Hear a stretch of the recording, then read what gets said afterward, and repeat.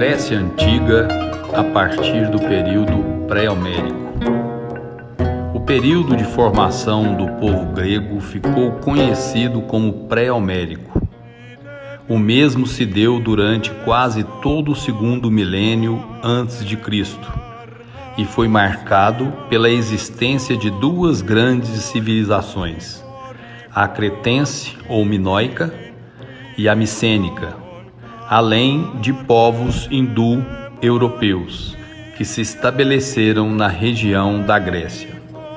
Os povos hindu-europeus começaram a chegar à Grécia por volta de 2000 a.C. Eles eram formados por jônios, aqueus, eólios e dórios. Os primeiros povos hindu-europeus a chegarem à Grécia depararam-se com uma grande civilização desenvolvida a partir de 2000 a.C. Estamos falando dos cretenses, também conhecidos como minoicos. Os cretenses foram um povo que surgiu na Ásia Menor, atual Turquia, e migrou para as ilhas que existem no Mar Egeu, sendo Creta a principal delas. Por volta de 1400 a.C., a civilização cretense deixou de existir, sendo substituída pelos micênicos. Acredita-se que o enfraquecimento dos cretenses tenha relação com o uso excessivo do solo, somado a desastres naturais, como terremotos e erupções vulcânicas, que prejudicaram sua sobrevivência em Creta. Os micênicos chegaram à Grécia em 1600 a.C. e por volta de 1400 a.C. assimilaram os cretenses. Eles eram um povo hindu-europeu que migrou para a região, espalhando-se por todo o território grego e chegando às ilhas do Mar Egeu e à Ásia Menor.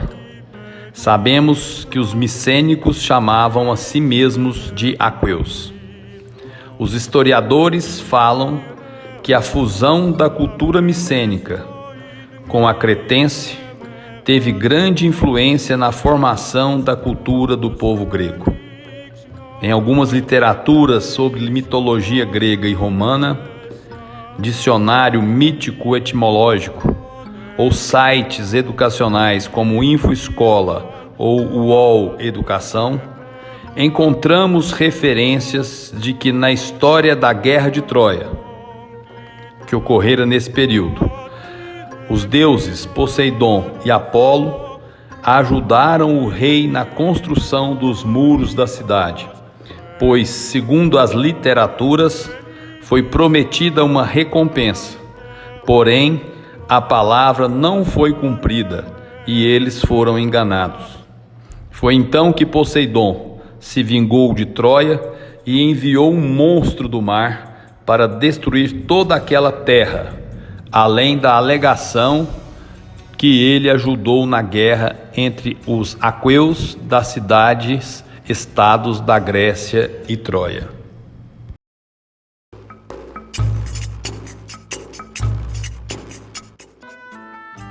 Aspectos da economia grega.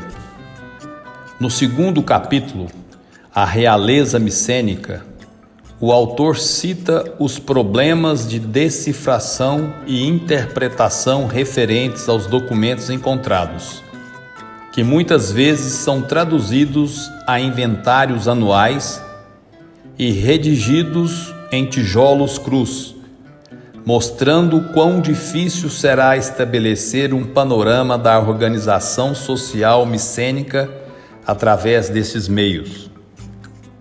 Os povos micênicos representam a primeira civilização avançada na Grécia continental, com seus estados palacianos, organização urbana, obras de arte e sistema de escrita. A vida micênica girava em torno do palácio e da figura do rei, Vanakanás, que que concentra em sua pessoa os poderes político, econômico, religioso, administrativo e social. O rei controlava desde a produção de bens até a sua distribuição. Os funcionários dedicam seus serviços à pessoa do rei, que cumpre o papel soberano na administração palaciana. A escrita era utilizada como forma de controlar todos os aspectos da vida micênica. Os escribas eram responsáveis pela contabilização e registro do gado, da colheita, da distribuição de terras, dos serviços e até dos rituais religiosos. A sociedade era marcada por uma elite guerreira, cuja autoridade do rei se estendia em todos os níveis da vida militar: recrutamento, organização, treinamento, aquisição de equipamentos. Caracterizam-se como um grupo privilegiado da sociedade, os lavagetas, um grupo de guerreiros com estilo de vida próprio. Fora dos muros palacianos, a sociedade divide-se entre comunidades rurais, destacando-se os homens que aram a terra e os da ferramenta, artesãos, em que as suas oficinas locais produziam utilitários a partir de cerâmica e bronze, assim como itens de luxo. Ligados às atividades marítimas, os micênicos se tornaram ávidos guerreiros, promovendo campanhas de conquista de territórios. Toda essa organização foi esfacelada por guerreiros vindos do norte, os dórios, que, empunhados de armas de ferro, levaram à destruição a civilização micênica, obrigando muitos micênicos a fugirem e retomando uma forma de economia exclusivamente agrícola. O mar, antes protagonista, perde sua função expansiva e começa a atuar como barreira, produzindo o isolamento no continente. A crise da soberania. Se no capítulo 2, Vernan nos fala sobre a vida social e os papéis desenvolvidos pela mesma, citando os escribas, a realeza burocrática e o domínio da agricultura, além de discorrer sobre as características da realeza micênica e sobre as diferenças existentes entre esta civilização e a de Creta, destacando a arquitetura dos palácios, seu papel militar e a corte, neste capítulo, o autor aborda o desaparecimento do mundo micênico após a expansão dos dórios no segundo milênio.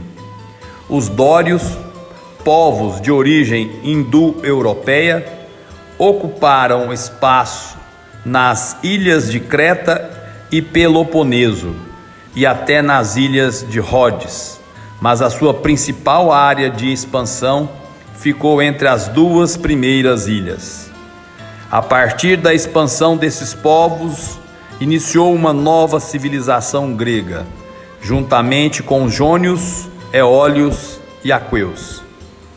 Buscando novos meios de produção, os dórios introduziram a metalurgia do ferro e a cerâmica com decoração geométrica, transformando-se de cenas da vida animal e vegetal para a seguinte decoração: divisão nítida das partes do vaso, redução das formas a modelos claros e simples, obediência a princípios de aridez e de rigor que excluem os elementos místicos da tradição egéia. Os dórios eram dedicados às atividades militares e praticavam guerra como obtenção de recursos. O ferro produzido por esses povos tinha a principal predominância em armaduras. Foram povos com dialeto próprio, originando-se um decaimento na cultura escrita, sendo conhecido como as idades das trevas, pois não se sabe bem o que se passou. No entanto, alguns estudiosos ressaltam que a partir dessa nova linguagem social que se fundou mais tarde a Grécia clássica. Com essa mudança da língua social, deu-se o início a uma nova forma de se expressar por meio da sabedoria. Neste período, compreendido entre a passagem da era homérica para a era clássica da vida cultural, política, social e religiosa da Grécia, é que toma forma uma nova concepção política e social, desvinculada do mito e da deificação da figura do rei. Após a segunda diáspora, a desestruturação dos gênos, o poder do pater foi dividido entre os seus parentes mais próximos, os eupátridas, que passaram a constituir a aristocracia grega. Ao redor das acrópolis, fortificações elevadas que se tornaram a sede do poder político e militar local, as comunidades urbanas desenvolveram-se, consolidando as primeiras cidades-estados, denominadas polis. O homem grego toma consciência de que o passado existe separado do presente, confirmando-se a transformação social e religiosa a partir e por meio do pensamento. A primeira sabedoria humana toma corpo, influenciando no monopólio religioso, na expressão artística, cultural e, principalmente, na reflexão moral e nos procedimentos políticos evidenciados até então. Em Atenas, surgem os primeiros esboços de uma nova modalidade do que podemos entender por renovação de cargos por intermédio de processo eleitoral. Ou seja, deixavam de existir os cargos transferidos de mãos como espécie de herança, e sim por escolha. A imagem do rei como centro e supremacia foi substituída pela ideia de funções sociais especializadas e distribuídas em cargos para alguns cidadãos, mediante o processo eleitoral. A base do pensamento humano volta-se para um modelo de organização que construa a unificação social e em que o Estado apareça como uma questão de todos. Foi nesse novo cenário que nasceu a polis, quando a cidade descentralizou-se do entorno da acrópole ou da figura da realeza e se assentou ao redor da ágora, compreendida como um espaço público em que os problemas de interesse geral eram discutidos. O surgimento da polis trouxe em si as bases da paideia, o ideal grego de formação cultural e humana. O aparecimento da polis constitui, no pensamento grego, um acontecimento decisivo. A polis é totalmente inédita no cotidiano grego e marca um começo, uma verdadeira invenção. Por meio dela, a vida social e as relações entre os homens tomam uma nova forma. O universo espiritual da polis. Com a consolidação e organização da cidade, os gregos notarão uma invenção na vida social e na relação entre os homens. Vernon fala da importância atribuída à palavra, à arte da oratória, que agora servirá além de tudo, para o debate, a discussão e a argumentação. A sociedade grega torna a palavra como um instrumento de poder, bem como um meio de comando e domínio sobre outrem. A peitó, força de persuasão. O discurso tinha uma função política fundamental, historicamente, a retórica e a sofística. Na imagem, o filósofo Platão é retratado apontando para o alto. Esse gesto significa que o conhecimento se encontra em uma instância na qual o homem descobre a realidade inteligível por meio do método dialético. Platão acreditava que o mundo sensível está em constante movimento e mudança, algo que não ocorreria no mundo das ideias, que é eterno. Ao lado, Aristóteles defendia que a origem das ideias é por meio da observação de objetos e, posteriormente, a formulação da ideia dos mesmos. Para Aristóteles, o único mundo é o sensível, fonte de conhecimento para a razão.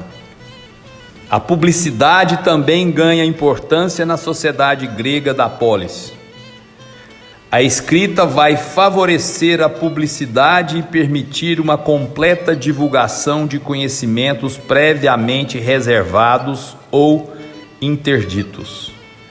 Ao lado da recitação decorada de textos de Homero ou Hesíodo, a escrita constituíra o elemento base da paideia grega. O advento da escrita abarca o alcance de uma reivindicação que surge desde o nascimento da cidade, a redação das leis. Ocorre também uma transformação do saber secreto do tipo esotérico num corpo de verdades divulgadas ao público.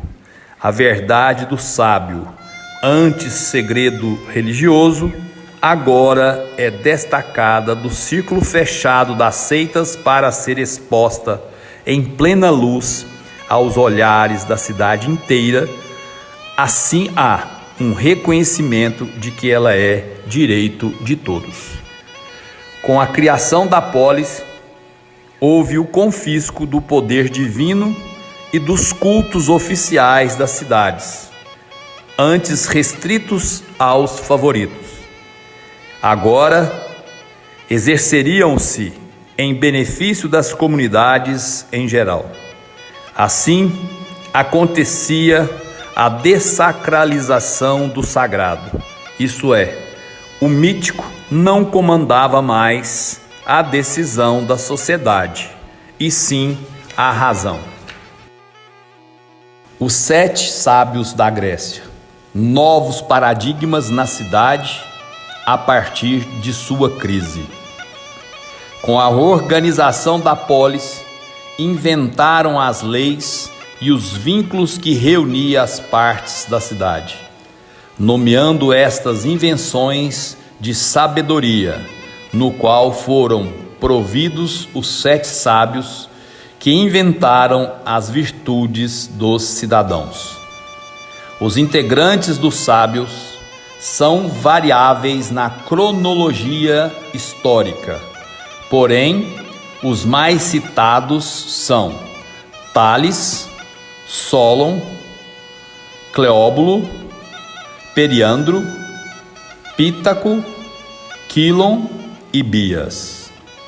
Entretanto, segundo Vernon, o papel político e social atribuído aos sábios, as máximas que são consideradas de suas autorias, permitem aproximar uns dos outros, personagens que, quanto ao resto, em tudo se opõem. Tornaram-se sábios pela rica filosofia, a sabedoria que apresentaram em suas visões de mundo.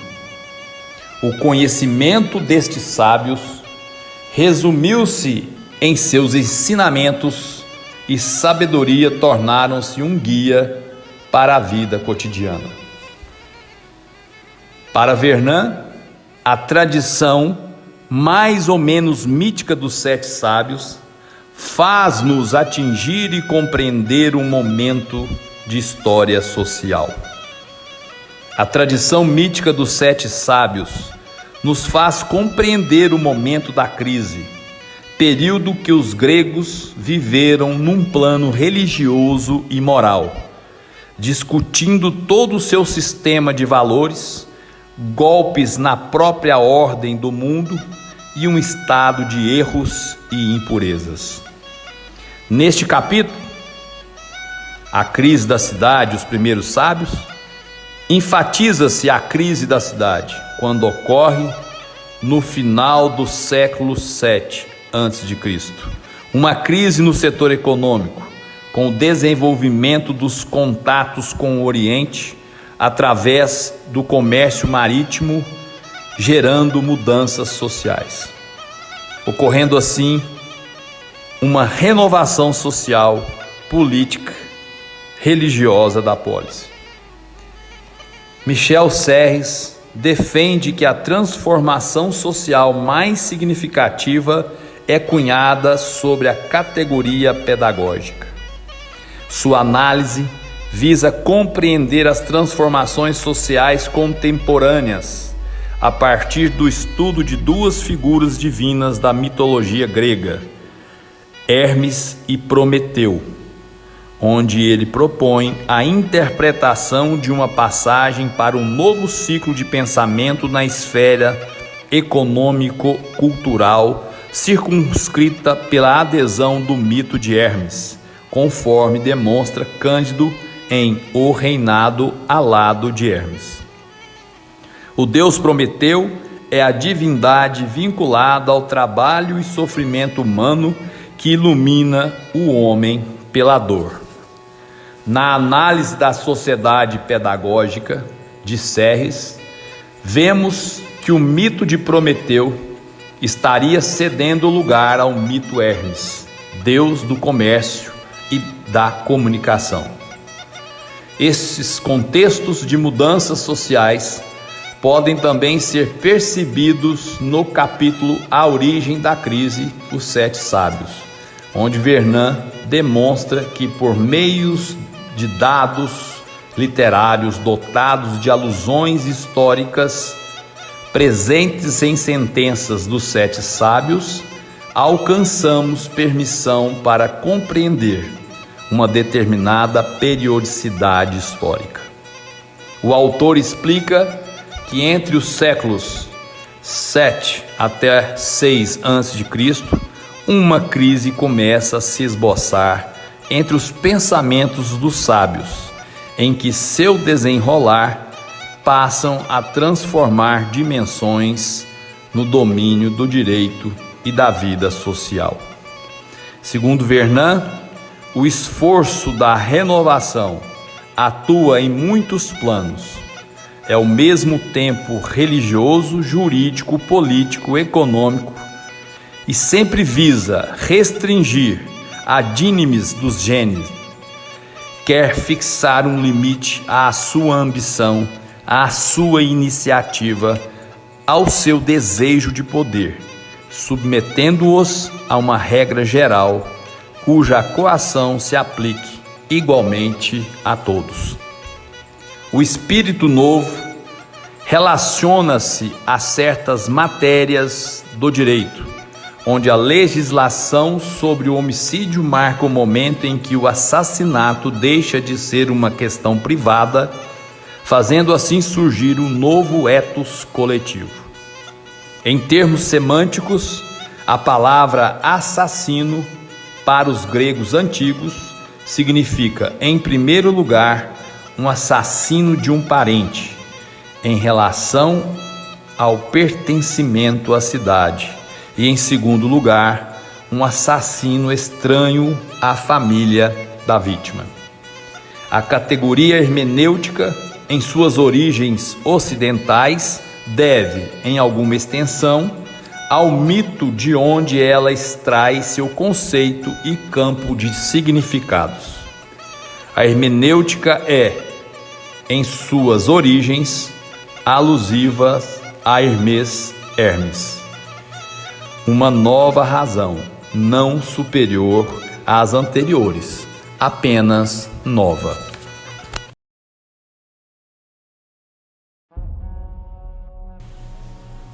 A ética sob a ótica de Pechansky. No texto da Catherine Pechansky, a definição de ético e de seus fins traz uma noção de ciência política, sendo a ética sob as múltiplas formas de justiça e a política interligada no conceito de humano. É muito presente o conceito de justiça e injustiça, sendo que o critério de justiça tem um sentido de humanidade. Entender o homem enquanto natureza biomédica, psíquica e emocional, no seu contexto de homem. Pechansky, ao discutir as relações entre ética e política, considerando a realidade mundial e, colateralmente, a brasileira no século XXI, se apoiou no pensamento dos gregos antigos e levanta a hipótese de que, quando nos referimos a uma nova ordem jurídica internacional ou às causas humanitárias, faz sentido observar os historiadores da antiguidade, uma vez que, guardadas as suas particularidades, tensionaram pensar a ordem e a justiça do mundo, delineando assim um modelo de apreensão da lógica e da complexidade da realidade. Pechansky explica que a estabilidade que constitui a ordem do mundo chama-se também justiça ou justo, dike ou dikaen, mas não se trata absolutamente, no caso, de uma partilha estritamente igualitária ou proporcional dos bens, dos poderes e das condições, e antes um estado de equilíbrio no qual cada um e cada coisa ocupam um lugar determinado. O justo, a justiça constitui em manter-se esse lugar, qualquer que seja ele. Ainda, de acordo com Pechansky, a justiça assim concebida apresenta componentes, aliás, vários componentes. É feita, em primeiro lugar, da repartição dos seres em diversos reinos ou categorias que se individualizam por diferenças e oposições. E assim explica Pechansky. A guerra se encontra também intimamente ligada à justiça. Com efeito, ela vem restabelecer a ordem ultrajada. Assim, é pela guerra, convertida em seu próprio remédio, que os belicosos soberanos persas são reconduzidos aos limites da Ásia e, com isso, aos limites da condição humana que sua desmedida os levou a ultrapassar. Neste contexto, a guerra está ligada à justiça e os homens que participam da guerra são privilegiados e realizados quanto à sua humanidade. Isso porque se põem à prova quanto aos seus limites e são considerados quase deuses por liderarem suas tropas. Portanto, a cidade surge como um agrupamento maior, polis, onde se poderia viver com dignidade mediante valores éticos. Cada um possui o seu espaço do seu modo. A diversidade humana a capacidade de perceber o outro enquanto um ser racional, razão que pensa, sente e tem seu espaço, sua diversidade e diferença no mundo.